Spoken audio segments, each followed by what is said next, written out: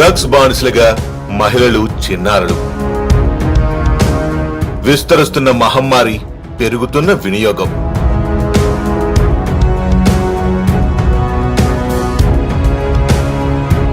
ఆఖరికి అమెజాన్లో కూడా పెట్టుకొని అమ్మేసుకుంటున్నాడండి డ్రగ్స్ని.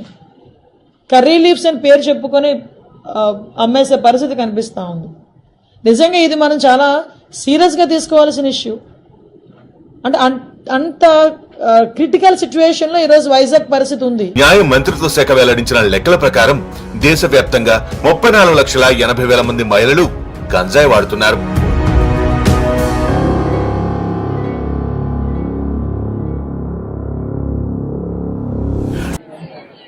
ఎక్కడ గంజాయి మూలాలు దొరికినది విశాఖ అంటున్నారు దేశంలో.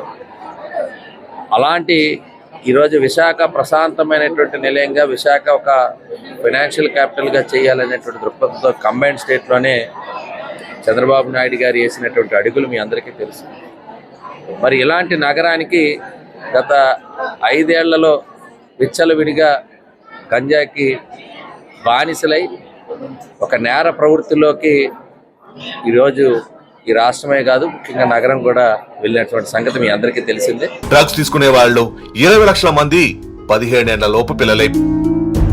5,67,000 మంది మహిళలు సెడేటివ్స్ డ్రగ్స్ కూడా తీసుకుంటున్నారు.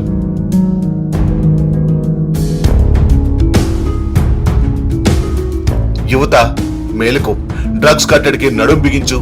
మెరుగైన సమాజం కోసం నీ వంతు సహకారం అందించు. అమ్మినా కొన్న పోలీసులకి సమాచారం అందించు.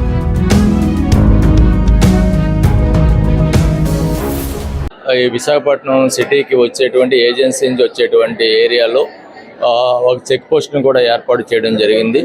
అదేవిధంగా ఈ గాంజా కేసులు అన్నిటిని కూడా కన్విక్షన్ తీసుకురావడానికి కూడా ప్రత్యేకించి ప్రయారిటీ కేసులుగా చేసి ఆ ట్రయల్ మానిటరింగ్ కూడా చేయడం జరుగుతోంది.